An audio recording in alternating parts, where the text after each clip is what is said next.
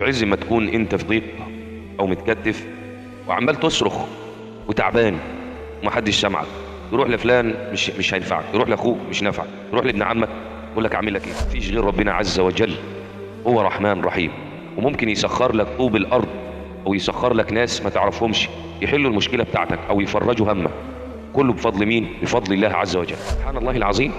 ارمي حمولك على الله، كن عن همومك معرضا وكل الامور الى القضاء وابشر بخير عاجل تنسى به ما قد مضى، فالربما وسع المضيق والربما ضاق الفضا والرب امر معضل لك في عواقبه رضا.